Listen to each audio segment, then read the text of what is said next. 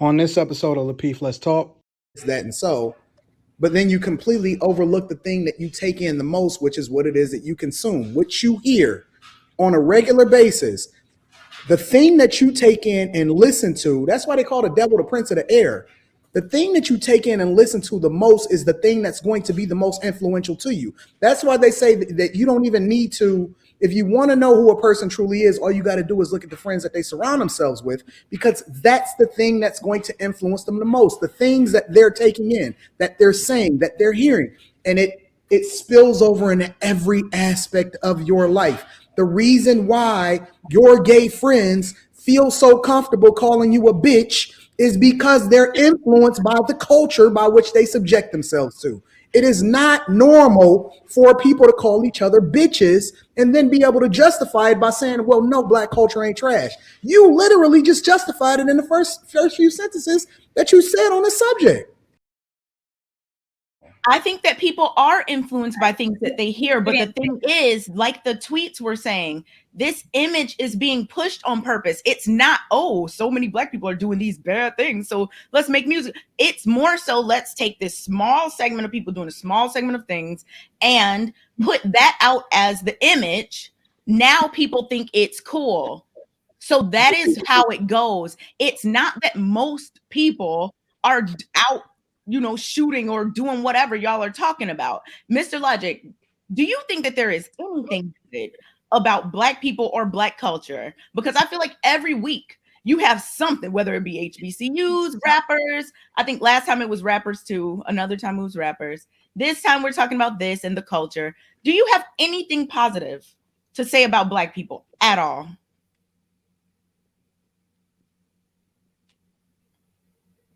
Nope. It's hard, but hey, it's very. Look. Let me ask a question. Right? See, that should let you know that I can speak on. You're lost. Wait, I cannot speak on black people as a whole because, yes, I think it's a trash culture. How are you gonna say I can't speak on black people as a whole? But you just said. Look, I look just like this, right? And then to push back on your point, right? To show you this. See, before the big record labels came, in Atlanta, we had something called booty shake music, right? Big record labels didn't push that. That was developed in strip clubs. And it was disseminated through mixtapes. So what I'm telling you, all this destruction that you're talking about, all these guys, all this music that you saying that they are pushing, they doing it. Well, I think they doing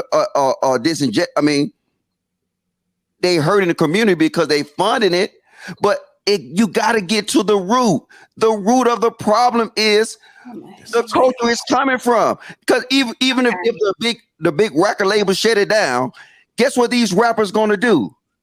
They're going to find a way to disseminate this music.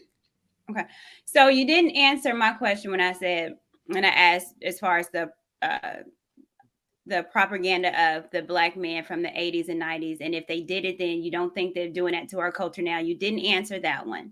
I did answer it. And I said yes, it was. Okay, great. So now you know. Environment.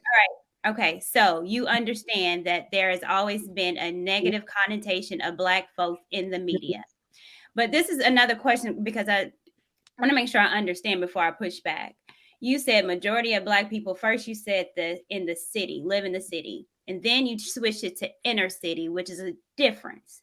So are you saying majority of black people? I say intercities. Y'all said cities. Right. We did. So now I'm asking you, do you think majority of black people live in the inner city? Yes.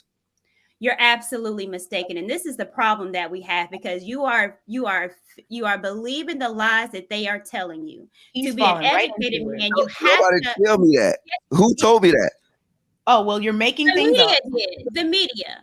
You think majority you're reading this what somebody dropped in the back of the in the chat, right? I'm not reading nothing. Because I don't have to, because I understand that where majority of black people live is not in the inner city. Majority of black people are not in poverty. Majority of black people do not live in the projects. Just because you might have lived there and you saw it doesn't mean all of us did. Majority of these rappers that are Wait, rapping about all this. wait, hold on. I'm gonna say this. Yeah, one at a time, y'all. One at a time. Conversation, you cannot. Don't take it personal. It's my perspective. I think the black culture is trash, right? You think it's not. Don't take it personal, ma'am. Well, sir, I can if I want to because I. No, you can't because you're getting your feelings then. Well, you're in your feelings because you won't let No, me. I'm not because you're rich, bro. Look. You getting loud, you getting belligerent, and you can't even stay to have a conversation. He keeps blacking out his screen every time somebody because has. You can't have an intellectual conversation. So since you're gone, then let's explain it. 36% of African Americans live in not in poverty, in the inner city. Majority of us live in rural areas. Let's see, 39% of African Americans live in the suburbs. So majority of black folks live more in the suburbs than the inner cities. These rappers that are rapping all this gay life, thug life are not even living it. It's fake. It's a facade. And why are they doing that, Courtney? Because they're getting paid. This money, and who's buying it? These white people. So it's us. We need to fix our image because the image that we are portraying is not what we're living. And the fact that people believe, like Mr. Logic, but he's going to continue to propagate this and continue with the negative connotation of black people, and it's so tiresome. Yeah, but you know what? We talk about the color purpling and how black men was looked as getting beat down and stuff, and black men are sitting here screaming that was not us. Do not have black men represent me in that way. I was not O-Dog.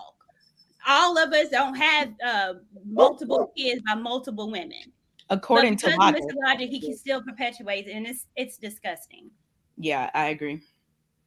I think that Logic is coming from a particular perspective, and he can't understand that there are other black people out there. And that is why HBCUs are so important. Because like him, I was very naive when I first left my house for the suburbs. Absolutely. Because I thought all black people lived like I lived.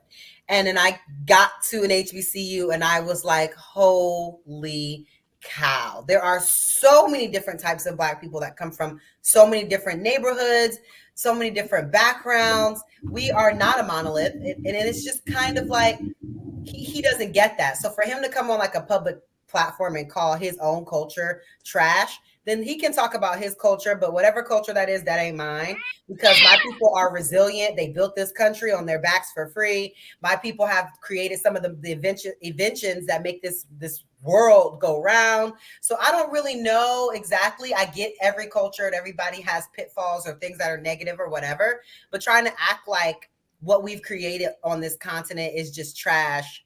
I mean, it's kind of offensive. You're moving the goalposts. You're moving the goalposts. How? Y'all be weak. Because you literally just justified. You was the very first person to speak, and you justified the music yourself by saying that. Well, this is grown folks' music. Stand up. Yes, like I said, there are parts that are negative. There are parts that are salacious, but the whole saying so the you whole pick and choose what parts are negative and salacious, and that's what you consume, or do you consume it as a whole? I consume it as a whole, but I can control what I could consume. I only consume a small amount of that inappropriate, salacious music, but it is per time and place. But you know, the interesting thing about it though is that, see, it's always a disingenuous argument when you want to ignore one part in order to justify another, right? You want to say that, well, black culture isn't trash because of this, that, and so. But then you completely overlook the thing that you take in the most, which is what it is that you consume, which you hear on a regular basis. The thing that you take in and listen to, that's why they call the devil the prince of the air.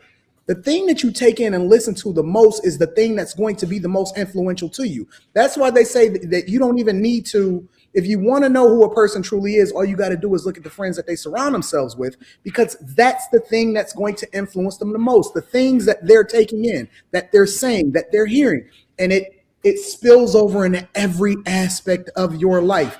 The reason why your gay friends feel so comfortable calling you a bitch is because they're influenced by the culture by which they subject themselves to.